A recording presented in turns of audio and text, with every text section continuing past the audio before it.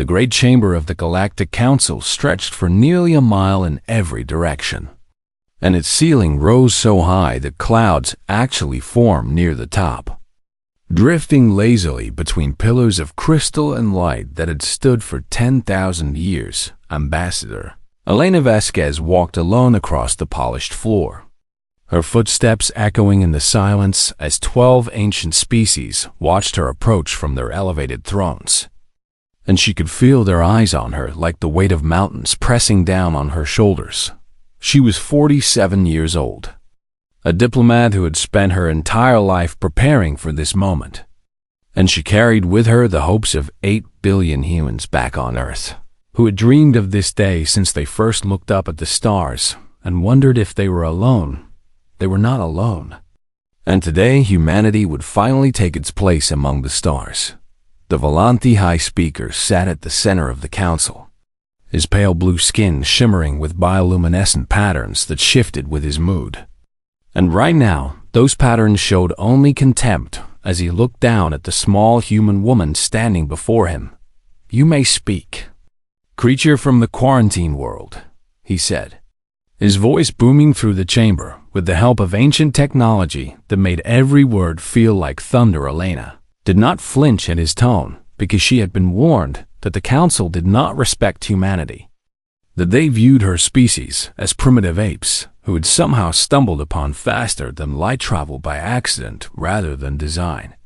"Honored members of the Galactic Council," she began, her voice steady and clear, "I come before you as the representative of the United Earth Government, seeking peaceful integration into galactic society and offering friendship to all species who would accept it."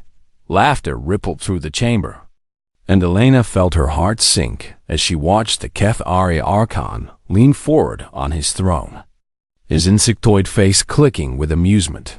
"Friendship," the Archon repeated, his mandibles clacking together in what passed for a smile among his kind. "The Death World species offers us friendship as if it has anything of value to give." "We have much to offer," Elena replied, keeping her composure even as anger began to build in her chest.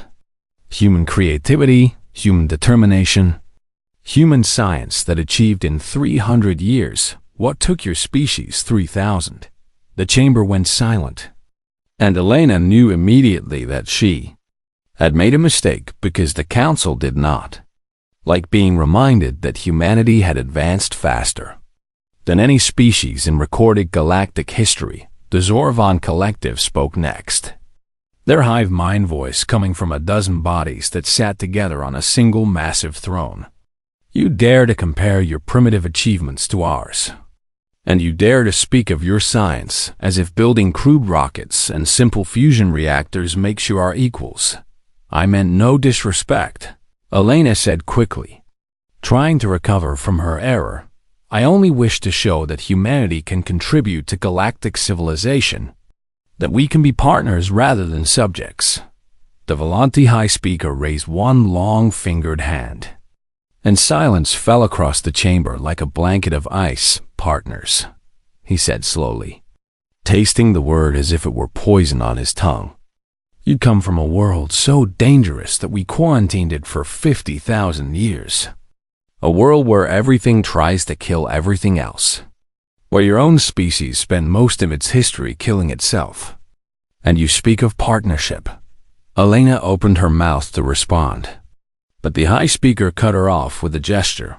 "We have watched you, kind human, and we have seen what you truly are beneath your pretty words and diplomatic smiles. And what we see is a species of violent predators who wrap themselves in the clothing of civilization while their hearts remain savage. That is not fair," Elena said, and she could hear the edge creeping into her voice despite her training. "Humanity has changed. We have grown beyond our violent past, and we seek only peace." "Peace," the Morkan observer spoke for the first time, his ancient voice carrying a weight that made even the other council members pause. "I remember when your ancestors first discovered fire, human, and I remember the wars they fought with that fire. And I remember thinking that perhaps one day they would burn themselves out of existence. He paused, his dark eyes studying Elena with an intensity that made her uncomfortable. But they did not burn out, did they? And now here you stand before us, still carrying that same fire in your eyes. The council members exchanged glances, and Elena realized that something had shifted in the room, that the atmosphere had changed from contempt to something darker and more dangerous. This human has shown us disrespect, the Gethariakon declared, his voice rising with theatrical outrage. She has insulted our achievements, questioned our superiority, and displayed the very arrogance that makes her species so dangerous. I have done no such thing, Elena protested. But her words were drowned out by the growing chorus of agreement from the other council members. The Volanti High Speaker raised his hand again, and when he spoke, his voice was cold and final. Elena Vasquez of Earth, this council finds you guilty of diplomatic impropriety and conduct unbecoming of a representative seeking admission to galactic society. Elena felt her blood run cold as she realized what was happening. The sentence, the High Speaker continued, is death. You cannot do this, Elena said, her diplomatic training finally breaking as real fear crept into her voice. I am an ambassador. I have immunity under every law of civilized contact. You are not civilized, the Zorvan Collective replied. And therefore you have no immunity. Guards appeared from the shadows, tall and silent figures in armor that gleamed like liquid metal, and they seized Elena before she could move or call for help. Wait, she shouted as they dragged her toward the center of the chamber, where an execution platform rose from the floor. Earth will not stand for this. You do not understand what you are doing. The High Speaker smiled. And it was the smile of someone who had never known defeat, never faced true consequences for his actions. Your Earth cannot even reach the nearest system without our permission, he said. What exactly do you think your primitive species will do? Send us an angry letter. The council laughed again as Elena was forced onto the platform, and she could see that the execution was being broadcast across the entire galaxy. That billions of beings were watching this moment. That Earth was watching. She thought of her husband back home, of her children who had begged her not to go on this mission, of all the people who had trusted her to represent humanity with dignity and grace. And as the execution beam began to charge, she looked directly into the cameras and spoke her final words. You have made a terrible mistake. The beam fired, and Ambassador Elena Vasquez ceased to exist in a flash of light that was seen by every human being on Earth. The council applauded, satisfied that they had sent a message to the upstart species from the quarantine world. But across the vast emptiness of space, 8 billion humans watched in silence as their ambassador was murdered. And in that silence, something ancient and terrible began to wake. The Volanti High Speaker called for refreshments. Already forgetting about the human he had just killed, he did not notice the Morkan observer quietly leaving the chamber, his ancient face pale with a fear that his species had not felt for 50,000 years. He did not notice because he did not understand. But he would learn. They would all learn. 3 weeks had passed since the execution, and in that time, not a single transmission had left the Sol system. Not a single human voice had spoken to the rest of the galaxy, and the silence was so complete that some council members had begun to wonder if humanity had simply given up and accepted their place as a conquered species. They could not have been more.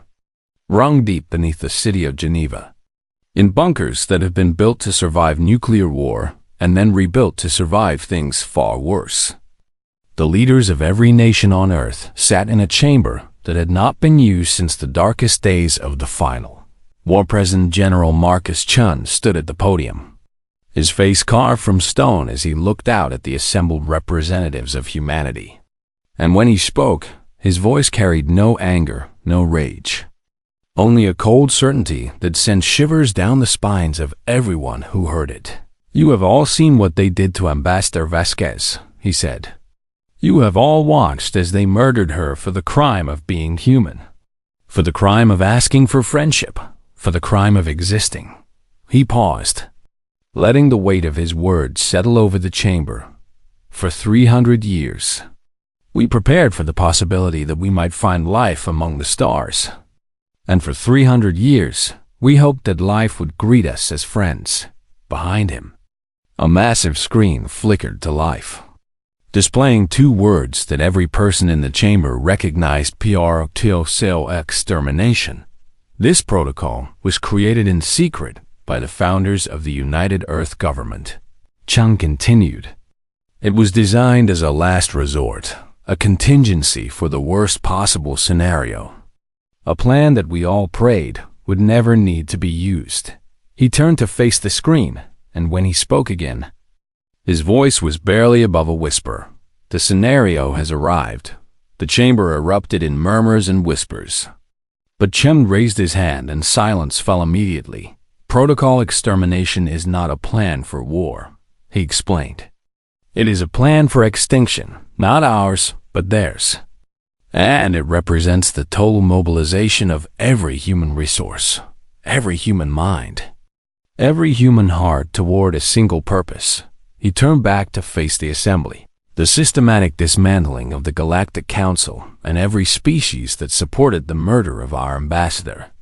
Admiral Yuki Tanaka stood from her seat in the military section, her voice cutting through the tension like a knife. "Mr. President, our current fleet numbers only 200 combat vessels, and the Council commands millions of ships across thousands of systems. So how exactly do we propose to fight such a war?" Chen allowed himself a small smile, the first emotion he had shown since entering the chamber. "Admiral, what you see in orbit is our public fleet, the ships we showed to the galaxy to appear weak and unthreatening. But protocol extermination unlocks everything we have hidden." He gestured to an aide who activated a new display, and gasps filled the chamber as image after image appeared on the screen. Hidden shipyards carved into asteroids throughout the outer system, each one containing hundreds of warships that had been built in secret over the past century. And these were not the primitive vessels the galaxy had mocked. These were weapons of war designed by a species that had spent its entire history perfecting the art of killing war minds. Artificial intelligences of terrifying power that had been created to fight and win conflicts against enemies that outnumbered humanity 1,000,000 to 1. And these machines had been sleeping beneath the lunar surface for 50 years, waiting for the day they would be needed soldiers, millions of them, veterans of the final war and the conflicts that came after. Men and women who had been told they would never fight again, but who had kept their skills sharp just in case. "We are not as weak as they believe," Chen said. "We never were." The vote was called, and for the first time in human history, every nation voted as one, every voice speaking together, every hand raised in agreement. Protocol extermination was authorized in the hours that followed. Earth transformed itself with a speed that would have terrified the Council if they had been watching. The hidden shipyards opened their doors and released their fleets. 3,000 warships emerging from the darkness like sharks rising from the depths, each one carrying weapons that the galaxy had never seen and could not comprehend. The war minds awoke, their vast intellects immediately beginning to analyze every piece of information humanity had gathered about the Council species. Their weaknesses, their fears, their supply lines, their communication networks, and within hours, these machines had devised battle plans that would have taken organic minds years to develop. Veterans received messages on devices they had kept charged for decades. Simple messages that said only, "You are recalled," and men and women who had thought their fighting days were over kissed their families goodbye and reported to bases that had supposedly been decommissioned long ago, factories that had been making consumer goods switched to military production overnight, their automated systems requiring no human input to begin producing ammunition, armor, and weapons in quantities that seemed impossible. And through it all, humanity maintained its silence. The Council sent message after message, demanding that Earth acknowledge their justice, demanding that humans submit to inspection, demanding that the primitive species accept its place at the bottom of galactic civilization. Earth did not reply. The Volanthi High Speaker grew irritated at the lack of response and ordered a patrol fleet sent to the Sol system to investigate. But his advisors convinced him that such an action would be beneath his dignity, that the humans would come crawling back eventually, that they had no choice on the edges of Council space. The Morkan observer sent desperate warnings to anyone who would listen, telling them that the silence was not submission, that it was not fear, that it was something far more dangerous. No one listened to him. They called him a paranoid old fool who had lived too long and seen too much. And they laughed at his warnings about the species from the quarantine world. Meanwhile, Admiral Tanaka stood on the bridge of her flagship, the TNS Retribution, and watched as her fleet assembled in the darkness between stars. 300 vessels ready to strike at targets the war minds had identified as critical to Council military operations. Admiral, her first officer said quietly, "The crews are ready, the weapons are charged, and the war minds have confirmed all target coordinates." Tanaka nodded slowly, her eyes fixed on the stars ahead. "They killed her because they thought we were weak," she said, more to herself than to her officer. "They broadcast it across the galaxy because they wanted everyone to see what happens to species that dare to ask for equality." She turned to face her bridge crew, and every man and woman there saw the cold fire burning in her eyes. "In exactly 6 hours, we will show them what weak really looks like. We will teach them why our world was quarantined. We will remind the galaxy why they should never have woken the sleeping giant." Across the fleet, similar speeches were being given on every ship, and humanity prepared itself for a war that would change the galaxy forever. The silence was about to end, and when it did, the galaxy would tremble. Admiral Corvith of the Volanthi Imperial Navy had served for over 200 years, and in all that time, he had never lost a battle, never retreated from an enemy, never felt anything resembling fear when facing hostile forces. That changed. In the span of 11 minutes, his patrol fleet had been stationed on the border of Volanthi space. 50 dreadnoughts and 300 support vessels that represented enough firepower to conquer most species in the galaxy. And when his sensors detected the approaching human fleet, he had actually laughed out loud. 300 ships, he said to his bridge crew, his bioluminescent patterns flashing with amusement. "The primitives have sent 300 ships against us, and they actually think they can win." His tactical officer studied the readings and frowned. "Admiral, these vessels do not match any human designs in our database, and their energy signatures are strange, almost as if they are hiding their true capabilities." Corvith waved a dismissive hand. "Human tricks and nothing more. So open a channel and tell them to surrender immediately or face destruction." The communication officer attempted to establish contact, but the human fleet did not respond. They simply continued their approach. Their formation loose and scattered in a way that made no tactical sense to Volanthi minds. "They do not even know how to fly in proper formation," Corvith sneered. "This will not be a battle. It will be a lesson." He gave the order to engage, and his fleet moved forward with the confidence of a species that had never known true defeat. The lesson that followed was not the one he expected. The human ships moved in ways that should have been impossible, their acceleration defying everything the Volanthi knew about physics and engineering. And they did not fight like civilized species. They did not maintain their formations or follow predictable attack patterns. They fought like predators. The first Volanthi dreadnought died before it could even fire a shot. hit by kinetic rounds the size of buildings traveling at a significant fraction of light speed. And the impacts did not just damage the ship. They turned it into expanding clouds of superheated metal, and vaporized crew. Corvette screamed orders at his fleet, trying to establish a defensive formation, but the humans gave him no time to think, no time to plan, no time to do anything but react to the chaos they had created. Human ships dove through his formation like wolves among sheep, their weapons firing constantly, their movements coordinated by something faster and smarter than any organic mind. And Corvette realized with growing horror that he was not facing an enemy fleet, he was facing a hunting pack. Admiral, his tactical officer, shouted over the alarms and explosions. "We have lost 12 dreadnoughts in the first 2 minutes.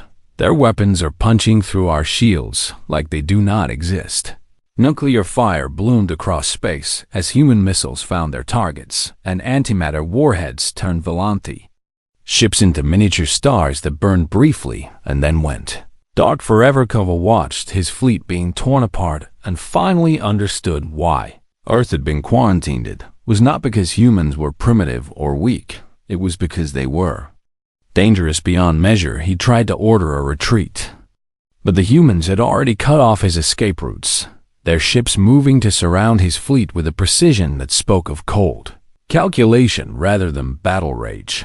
"Send a message to the High Council," Corvette ordered, his voice steady despite the death blooming around him. "Tell them what we face here. Tell them that the humans are not what we thought they were."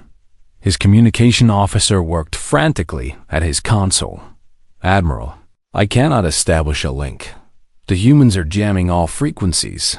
We cannot."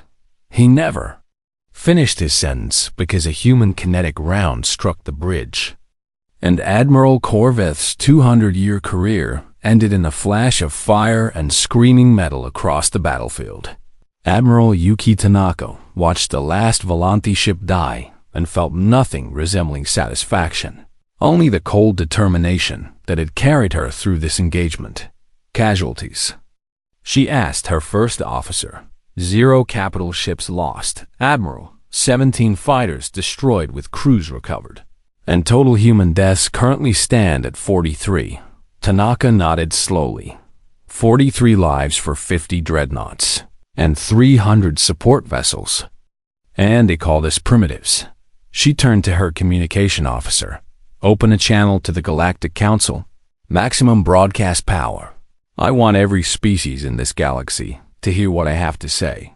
The officer worked quickly, and within moments, Tanaka's face appeared on screens across the entire galactic network, in council chambers and military bases, in homes and ships, everywhere that beings looked to the stars for news.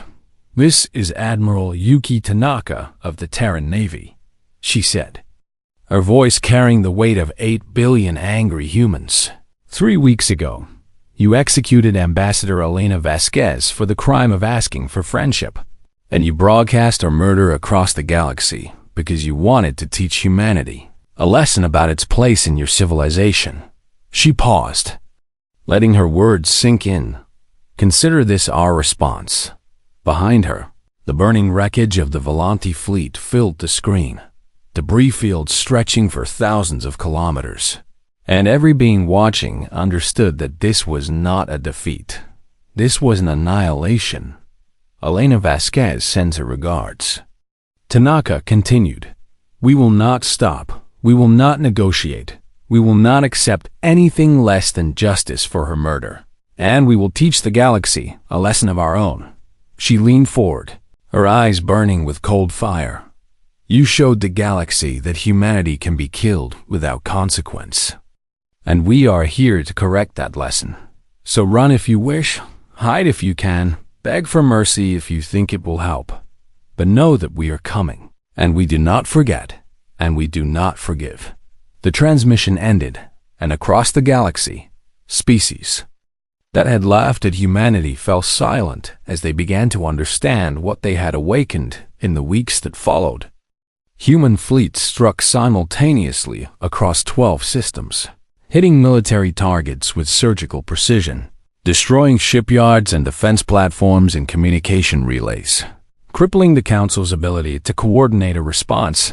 They did not target civilians because humanity was not cruel. But they were thorough, so very thorough the Cathari lost their primary fleet base in a single night. 200 ships destroyed before they could even launch. And the Zorvan Collective watched helplessly as their communication network was systematically dismantled, leaving their hive minds fragmented and confused. And through it all, the human war minds learned and adapted, studying Council tactics and devising counters, identifying weaknesses and exploiting them with ruthless efficiency. The Council scrambled to respond, calling emergency sessions and demanding that all member species contribute forces to crush the human threat.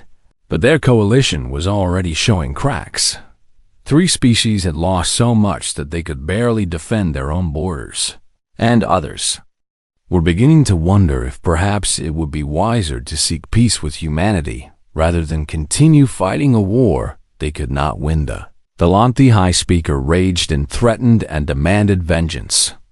But his words rang hollow now because the galaxy had seen his finest fleet destroyed in 11 minutes by an enemy he had called primitive.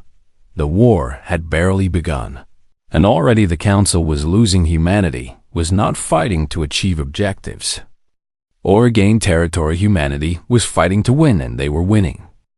18 months had passed since the war began, and the galaxy had learned to fear the name of humanity. The Galactic Council's coalition was crumbling like a castle made of sand, with 3 species having already surrendered unconditionally and signed treaties that placed them under human protection, while 2 others had entered secret negotiations with Earth and were desperately trying to separate themselves from the Council before the human fleets reached their homeworlds. Cathari homeworld was under siege, their famous impenetrable shield holding back the human assault for exactly 4 days, before human engineers found a way to make it collapse. And when the shield fell, the Cathari leadership immediately sued for peace. The Volanthi High Speaker watched his empire shrinking day by day, system by system, and his bioluminescent patterns had stopped showing contempt long ago, replaced by colors that his species had not displayed in 10,000 years. Fear. We cannot continue like this, the Zorvan Collective said during an emergency council session, their hive mind voice trembling with exhaustion from trying to coordinate across their fragmented network. The humans are too fast, too adaptive, too willing to sacrifice everything for victory. Then we must use the Void Eaters, the High Speaker replied.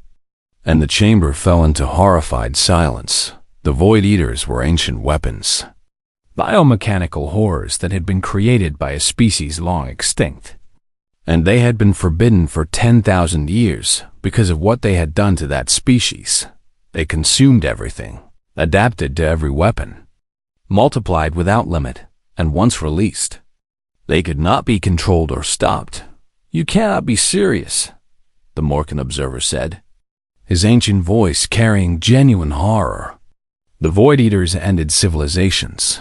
They destroyed their own creators. And you would unleash them upon the galaxy.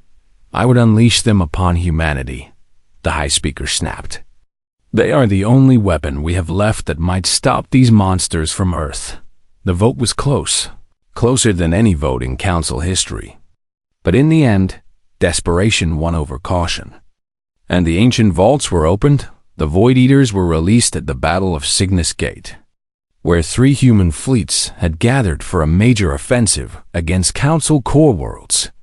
And when the biomechanical horrors emerged from their containment vessels, even the war minds paused to analyze what they were facing.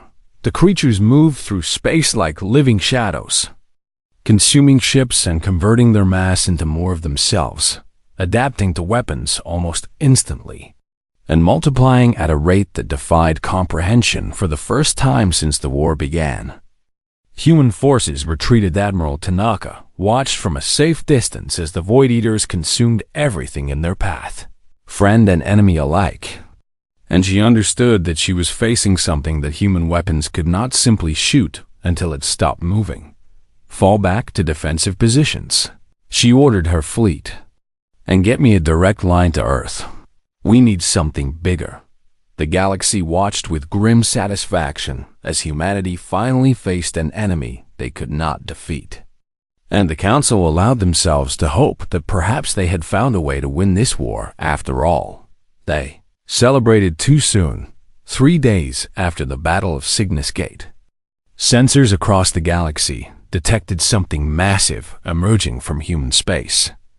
Something so large that it barely registered as a ship at all. The Prometheus was humanity's answer to extinction-level threats. A vessel the size of a small moon that had been under construction for the past century. Hidden in a hollowed-out asteroid where no one would think to look for it. At its core was a weapon that human scientists called the Hammer of God.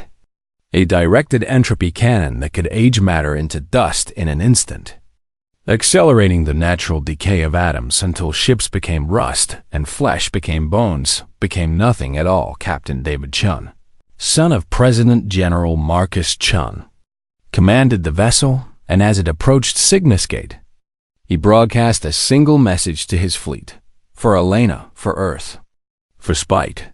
The Void Eaters sensed the approaching vessel and turned to face it, their alien instincts recognizing a threat. Even as their programming drove them to consume and multiply, they rushed toward the Prometheus in a wave of writhing darkness.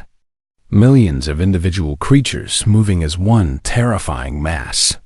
And every species watching held their breath. The Hammer of God fired. It was not light, and it was not energy, and it was not anything that the galaxy had a name for. It was simply the end of things. A wave of accelerated entropy that spread outward from the Prometheus and touched everything in its path where it touched the Void Eaters. They aged 1,000,000 years past in a second, then 1,000,000,000, then more.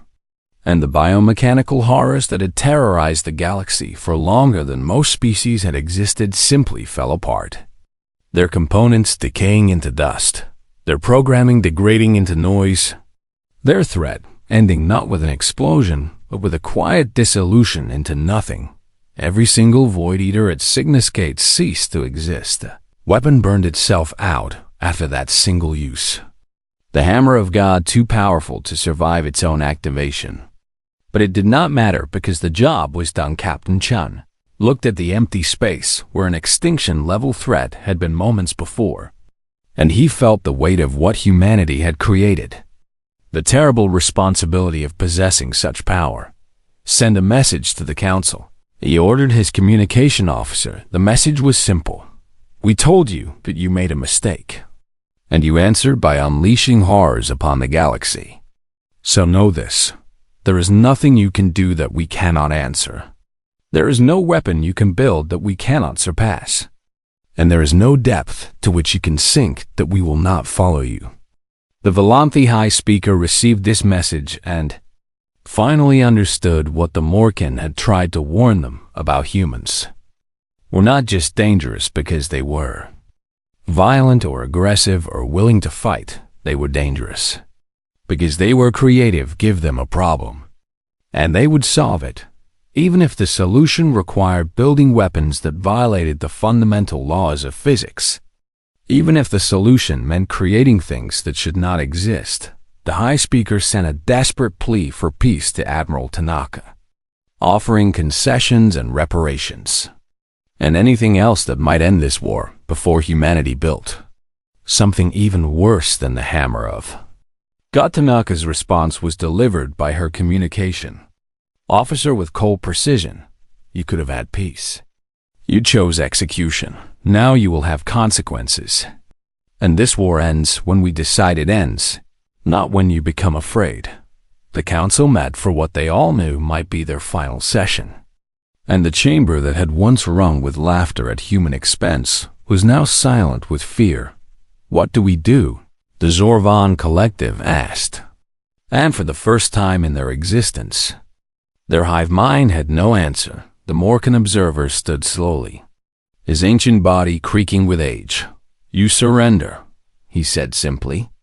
You surrender completely and unconditionally. and you pray that the humans are more merciful than you deserve. Surrender is unacceptable, the High Speaker protested. But his voice lacked conviction. Then you die, the Morkan replied. Your species, your worlds, your history. Everything you ever were or might have been, all of it will end because you were too proud to admit that you were wrong. He walked toward the exit, pausing at the door to look back at the beings who had ruled the galaxy for 10,000 years. I warned you, he said quietly. I warned you what would happen if you touched them, and you laughed at me.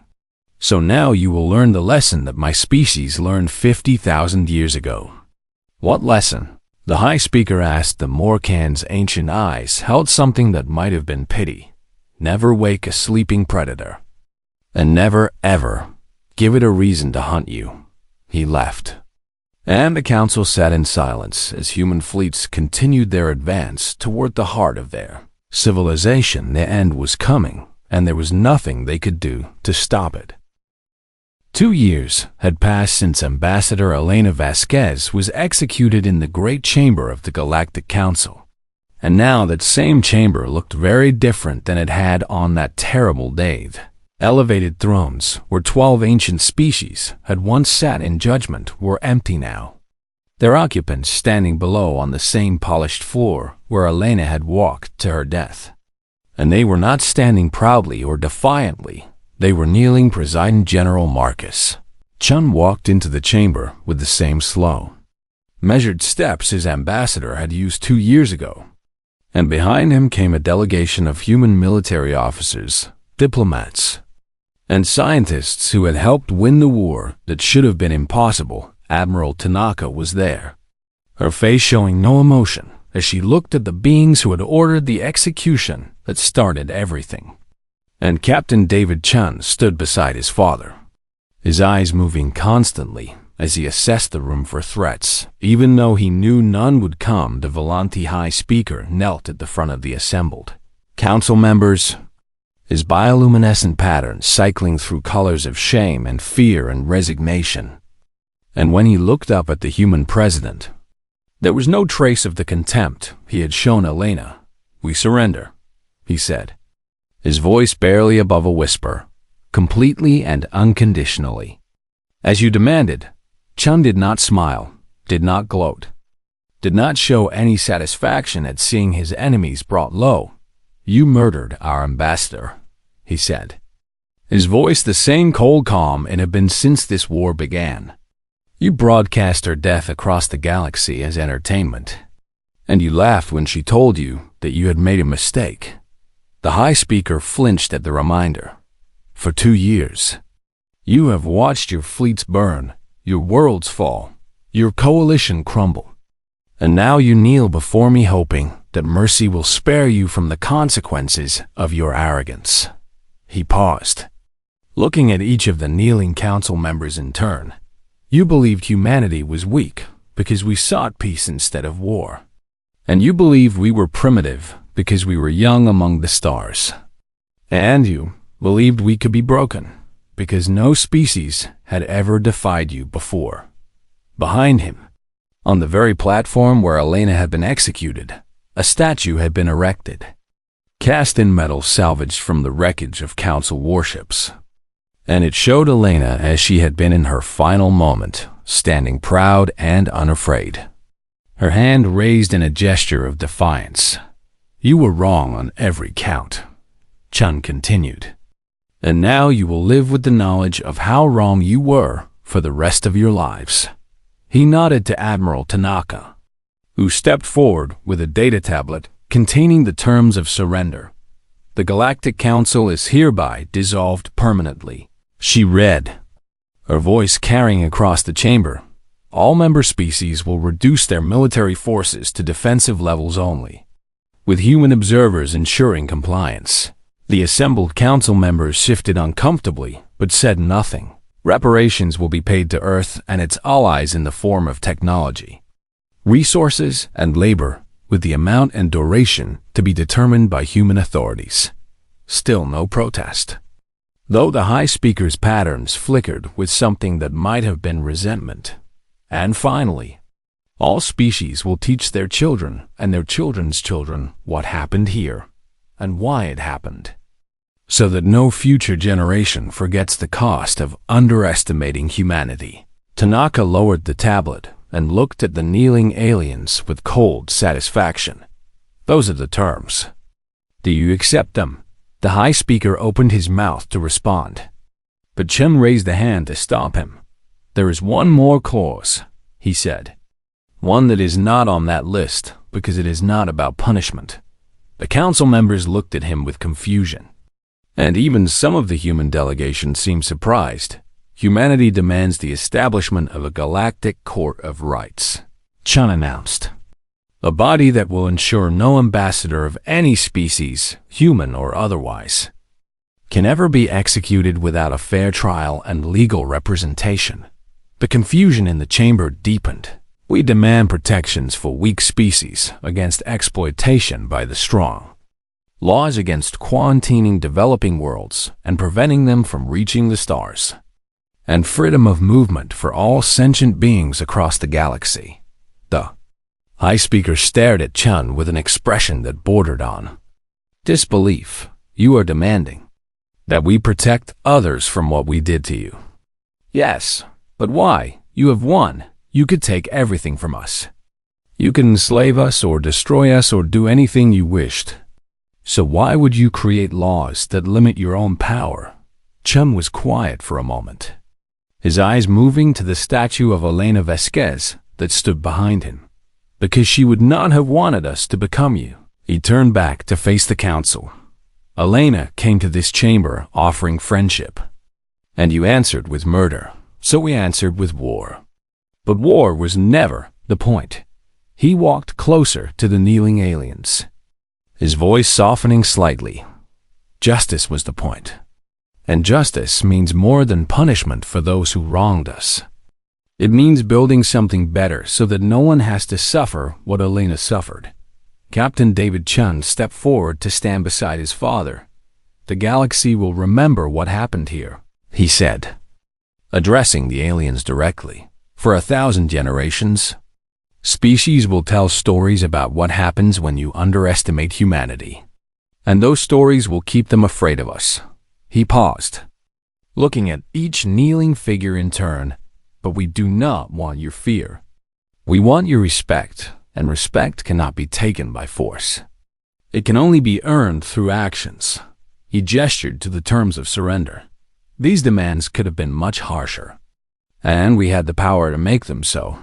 But we chose mercy not because we are weak, but because we are strong enough to choose something other than vengeance.